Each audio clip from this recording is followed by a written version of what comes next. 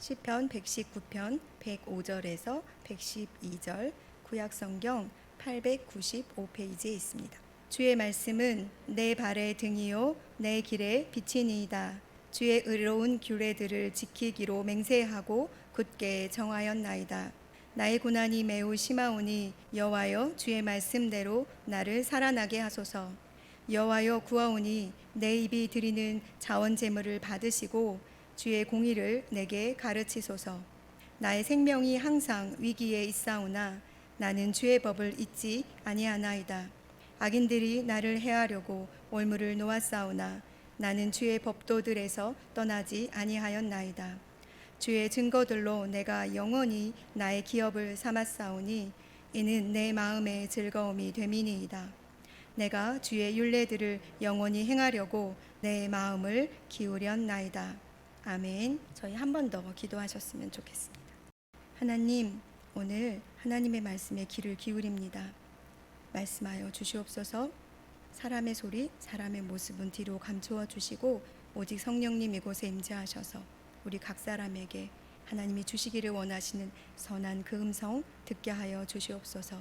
이곳의 공기까지도 주여 사로잡아 주시기를 소원하며 예수님의 이름으로 기도합니다. 아멘. 저는 시를 좋아합니다. 시를 쓰는 거, 읽는 거, 듣는 거, 또 시낭송 이런 것들을 좀 좋아합니다. 왜냐하면 시가 가지고 있는 함축적인 의미, 그 시를 쓴 저자가 이 단어를 쓸 때 어떤 의미, 또 어떤 생각을 하면서 이 언어를 사용해왔는지를 유추할 때 오는 즐거움이 있습니다. 길게 나열해서 글을 쓰지 않고 한 단어에 합축해서 쓰기 때문에 많이 생각하고 또 생각해서 단어들을 만들어내기 때문에 그렇습니다. 그래서 시가 가지고 있는 시 언어의 그 묵직함을 좋아합니다. 재밌는 일화가 하나 있습니다. 제 딸이 중학생일 때 국어 시간에 시 문제를 시험지로 냈단 말이에요. 선생님이 그런데 그 시 문제를 품에 있어서 자기는 분명히 이게 답인데 선생님은 답이 다른 거라고 얘기하셨다는 거죠. 그래서 선생님한테 가서 따졌다는 거예요. 아니 이 시인이 지금 살아있지도 않고 죽어서 없는데 이 시인이 이 단어에 함축하고 있는 의미가 뭔지 도대체 어떻게 알 수 있어요? 그러니 나도 맞았다고 해주세요. 이렇게 따졌대요. 선생님이 그거는 일반적이지 않기 때문에 맞지 않아 라고 얘기해서 틀렸습니다. 그런데 실제로 최승호라는 시인이 수능에 자기의 시가 출제됐었어요. 그런데 이 사람이 그 시 문제를 빵점 맞았단 말이죠. 알 수 없는 거죠. 저자의 의도와 그것을 읽는 사람들이 파악하는 의도가 달라서 시는 좀 어렵습니다. 그런데 우리가 읽은 시편 119편은 한마디로 딱 집어서 우리에게 정확히 전달합니다. 이 119편을 기록한 저자는 하나님의 말씀, 그 말씀 앞에 사는 우리, 그 말씀이 내 삶에 어떤 영향을 주고 내가 그 말씀 앞에 어떻게 살아야 하는지에 대한 정확한 메시지를 1절부터 끝없이 기록합니다. 우리가 시편 119편은 성경 중에 가장 긴 절을 가지고 있습니다. 그럼에도 불구하고 1절부터 시작해서 마지막 절 176절까지 하나님의 말씀으로 그 말씀이 내 삶에 내 영혼을 채우시기를 바랍니다라는 믿음의 고백으로 가득 담겨 있습니다. 어떤 사람들은 영혼의 문제가 있거나 내 육신의 문제가 있을 때 119, 즉 시편 119편으로 달려가라 라고 얘기하는 사람도 있습니다.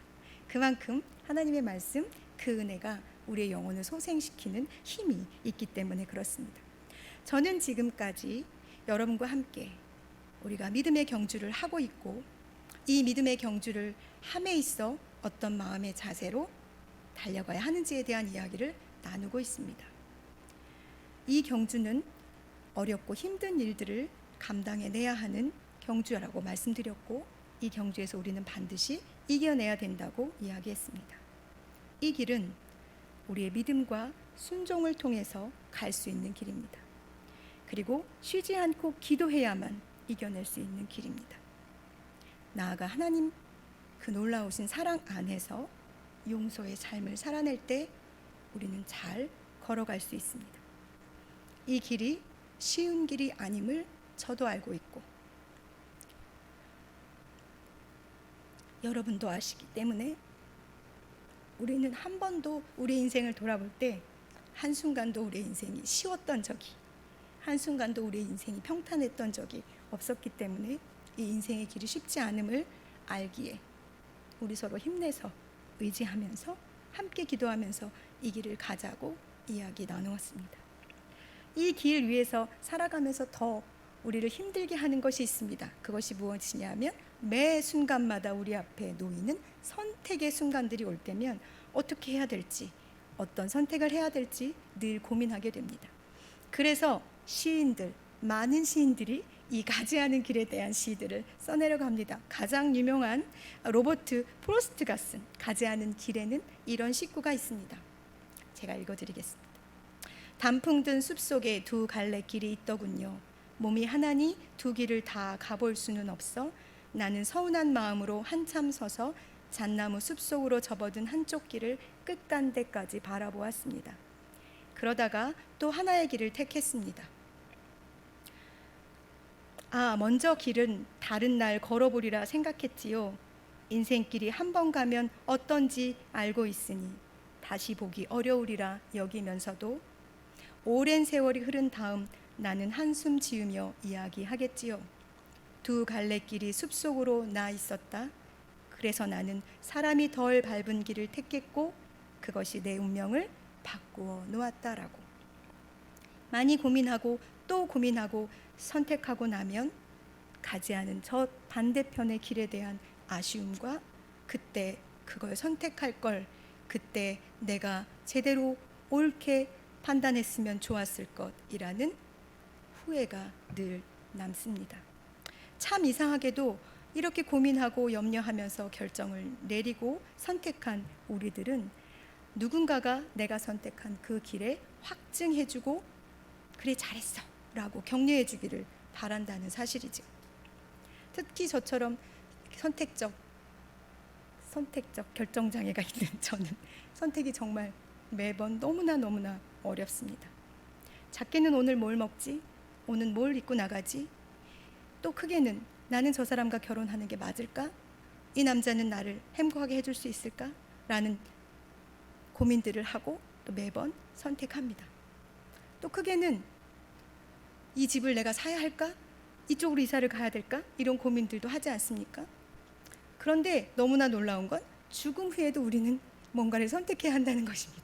수인은 무엇을 입어야 하는지, 장례 절차는 어떻게 해야 되는지 이런 선택들이 끊없이 하루에도 12번씩 우리 앞에 놓여 있습니다.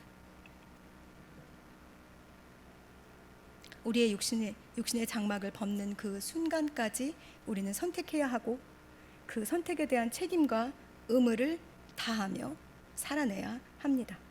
특히나 인생의 고난이나 역경이 닥쳐오면 그리고 중대한 일들을 결정해야 할 때가 되면 우리는 지혜자를 찾거나 도움을 줄 만한 사람을 찾기도 하고 때로는 무당이나 점을 보는 사람들을 찾아가 우리의 인생을, 이 놀라운 인생의 결정을 맡기기도 합니다.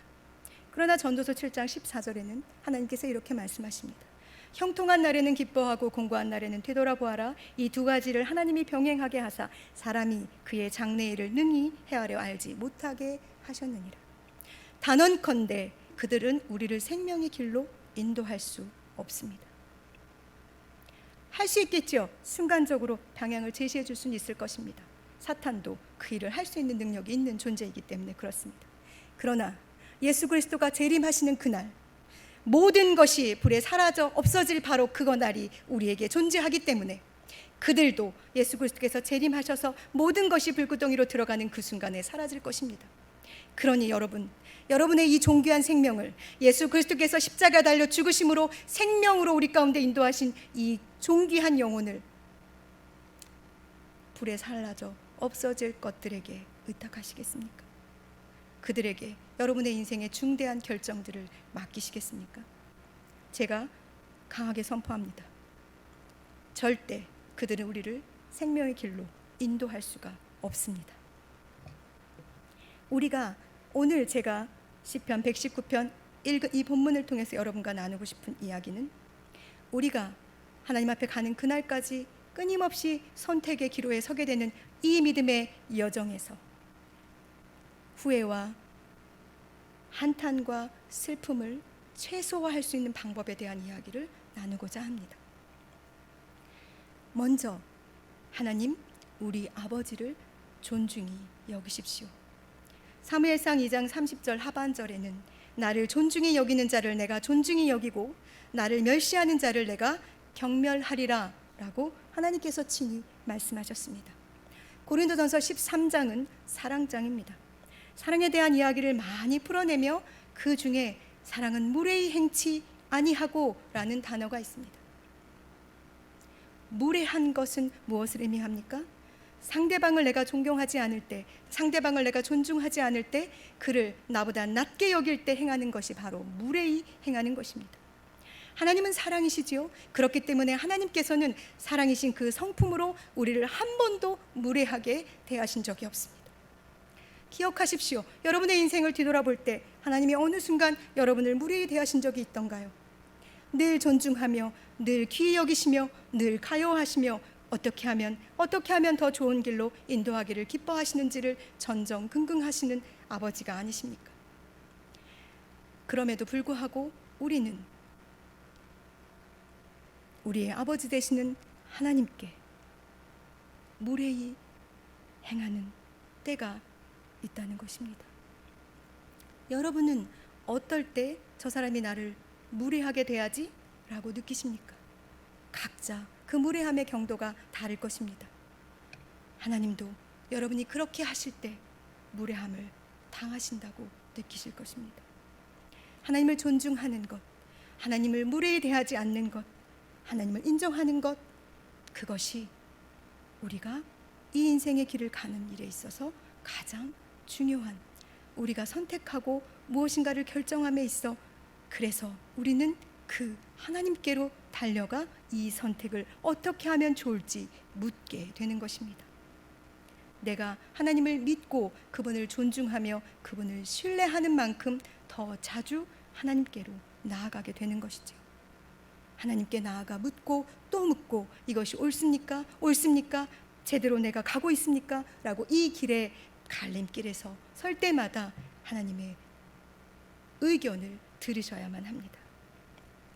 오늘 우리가 읽은 시편 저자는 119편 전체를 통해서 이 하나님을 존중히 여깁니다. 찬송 받으실 여호와여, 여호와의 말씀을 나에게 가르치소서. 내가 지키겠나이다. 주의 증거들이 나의 즐거움입니다. 주님은 나의 소망이십니다. 심지어 나의 소유는 주의 법도들을 지킨 것이라고 고백합니다. 이사야서 26장 3절과 4절에는 이런 말씀이 있습니다. 주께서 심지가 견고한 자를 평강하고 평강하도록 지키시리니 이는 그가 주를 신뢰함이니이다. 너희는 여호와를 영원히 신뢰하라. 주 여호와는 영원한 반석이심이로다. 반대로 이야기하면 내가 주를 신뢰하면 내가 심지가 견고해져서 하나님께서 나를 평강하고 평강하도록 지키신다는 것입니다. 그러니 사랑하는 여러분, 하나님을 신뢰하는 것, 하나님을 의지하는 것, 하나님을 바라보는 것, 그것이 우리의 인생 길에 있어 가장 우선순위에 두셔야 할 일입니다. 하나님만 존중하십시오. 그리고 그분만 신뢰하십시오. 그러면 하늘의 신령한 것으로, 땅에 기름진 것으로 우리에게 채우시기를 하나님께서는 기뻐하실, 우리를 존중하십니다. 하나님을 존중하는 자가 해야 될 기본적인 자세는 무엇이냐 하면 하나님의 말씀에 귀를 기울이는 것입니다. 뭐라고 말씀하시나?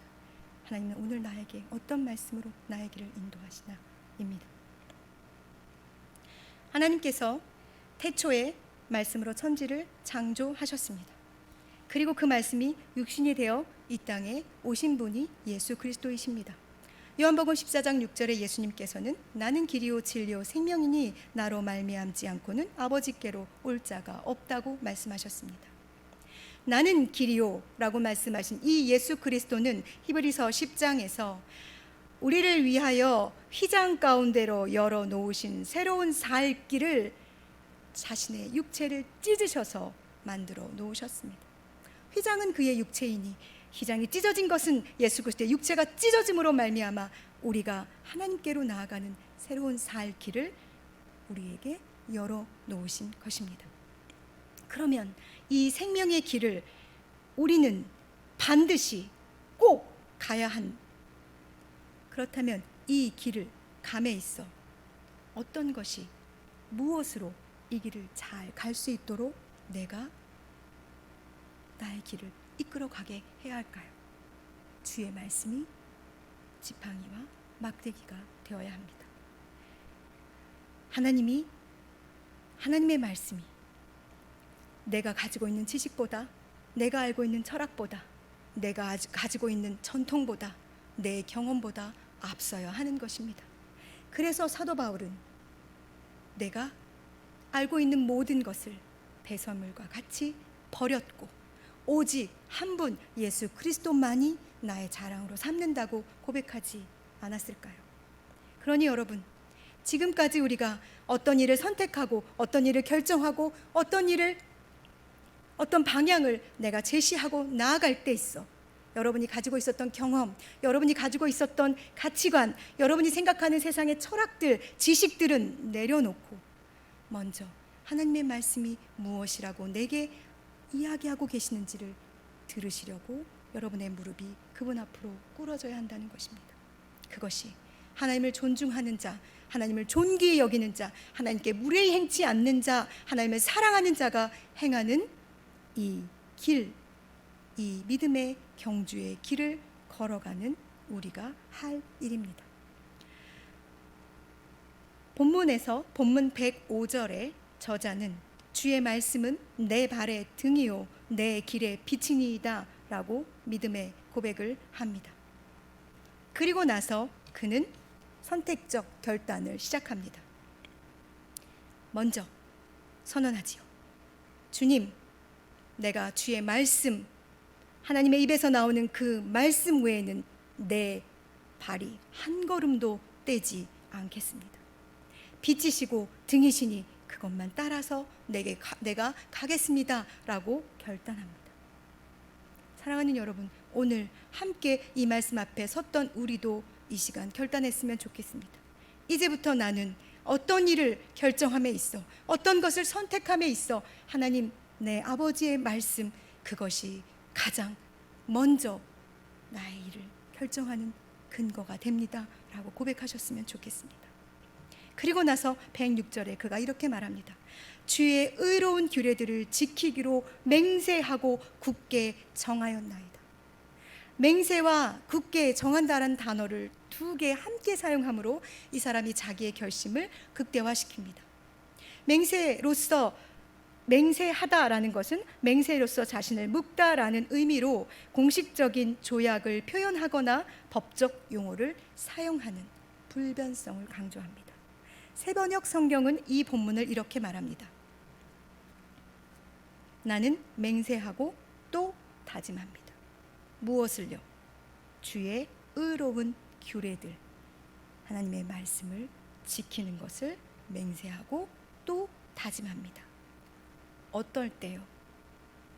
107절 나의 고난이 매우 심할 때, 109절 나의 생명이 항상 위기에 있을 때, 110절 악인들이 나를 해하려고 올무를 놓을 때 주의 의로운 규례들을 지키기로 맹세합니다. 평탄하고 안전하고 즐거울 때 뿐만 아니라 고난이 매우 심할 때 여호와여 주의 말씀대로 나를 살아나게 하소서. 이것은 새번역 성경에 뭐라고 얘기하냐 하면 내 고난이 심할 때 하나님 당신께서 내게 약속하신 것을 지키셔서 나를 살게 해주십시오 라고 고백하는 것입니다. 여러분의 인생에 고난이 찾아올 때 누구를 향해 달려가서 그 고난을 토로하십니까? 하나님의 말씀으로 찾아가십시오. 고난은 우리를 인내함으로 연단으로 인도하여 하나님의 나라 그 영원한 천국을 소망하게 합니다. 여러분의 생명이 위기감에 있을 때, 내가 죽을지도 모르는 그 위기감에 머물러 있을 때 나의 생명은 살리기도 하시고 죽이기도 하시며 나를 높이기도 하시고 낮추기도 하시는 주권자 되시는 하나님의 말씀 앞에 달려가시기를 바랍니다.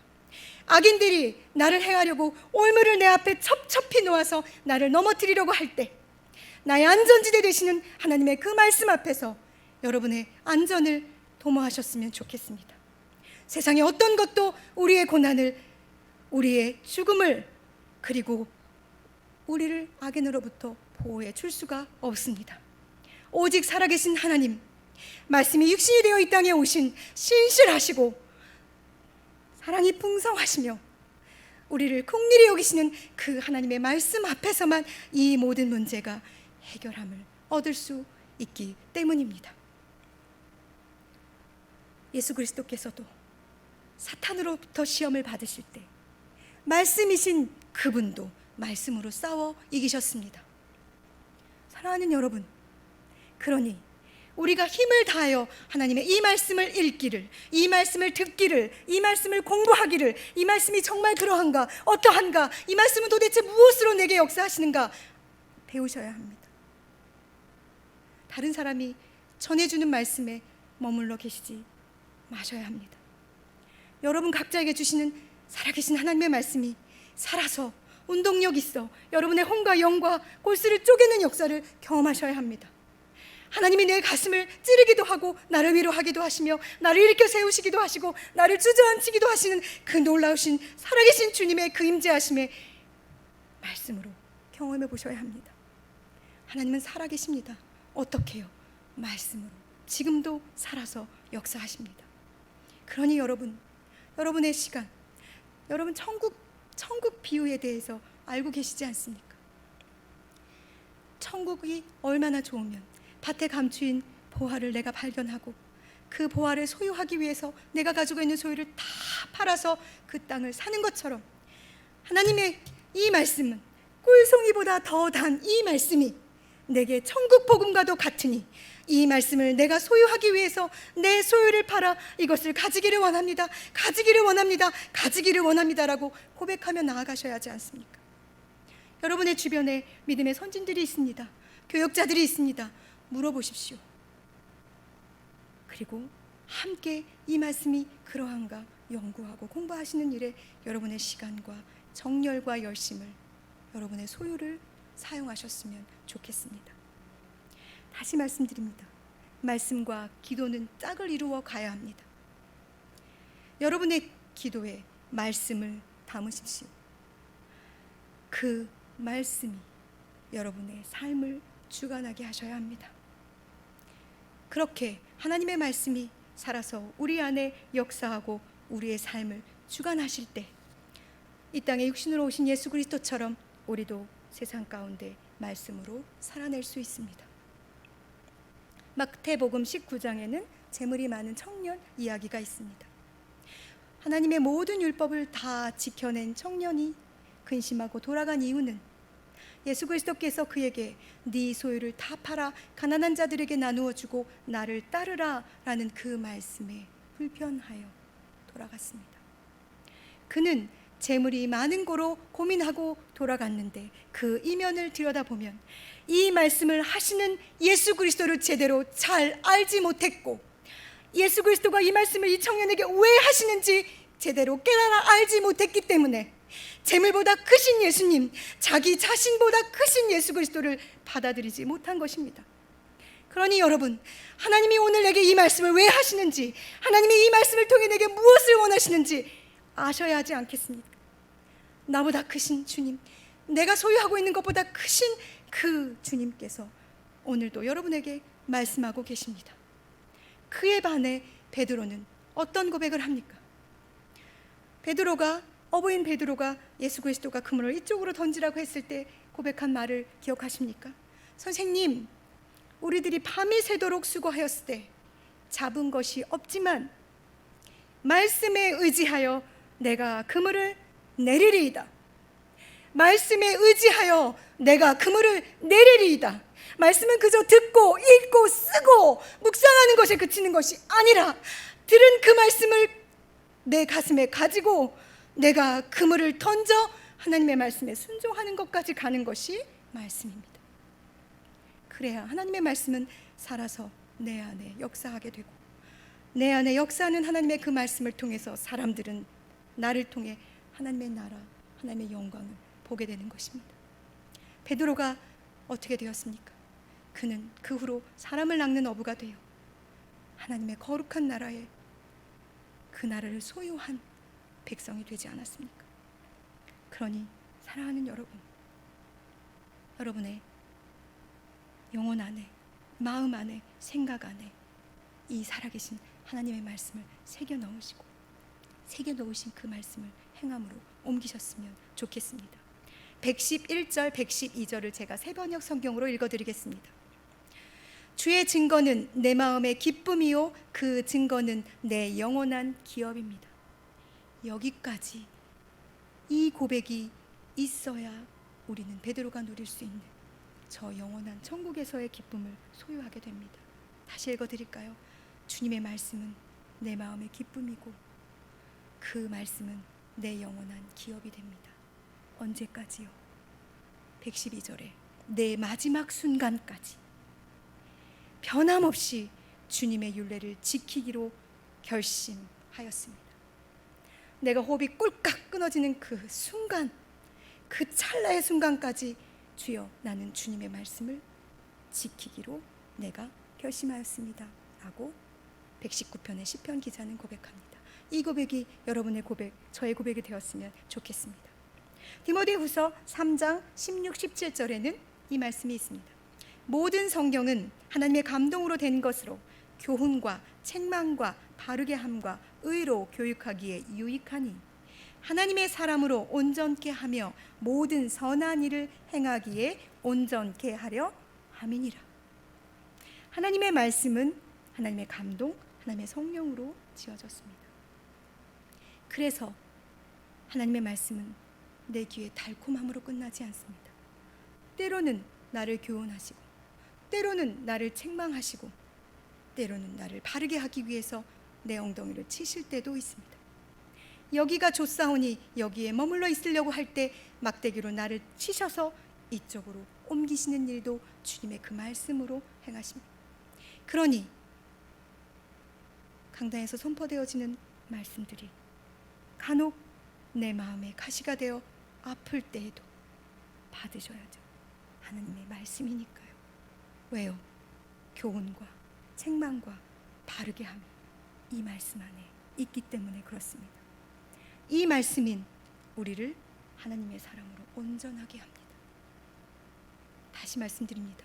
이 말씀이 우리를 하나님의 사람으로 온전하게 이끌어 가십니다. 그러니 사랑하는 여러분, 함께 이 믿음의 경주를 달려가는 동역자 여러분, 누가 먼저 가고 누가 뒤쳐져 가는 것 상관없이 우리는 모두 가야 할, 반드시 가야만 하는 길입니다. 할 수 있으면 모든 이들이 이 길에 함께 다름질했으면 좋겠습니다.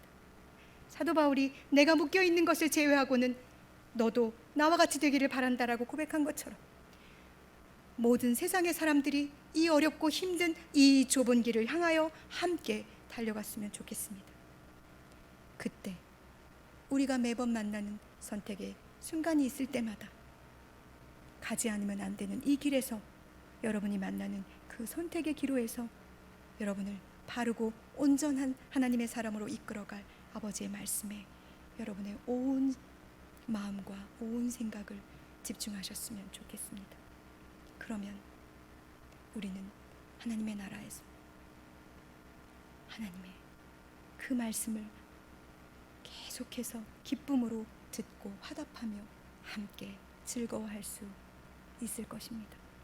다시 말씀드립니다. 우리의 영혼에 문제가 있을 때 119 시편 119편으로 달려가십시오. 그곳에 시편 119편의 기자가 자신의 곤고와 힘겨움과 고난과 아픔을 말씀으로 이겨낸 것처럼 우리도 그렇게 말씀으로 이겨낼 수 있는 용기를 하나님께서 주실 것입니다. 함께 기도하시겠습니다.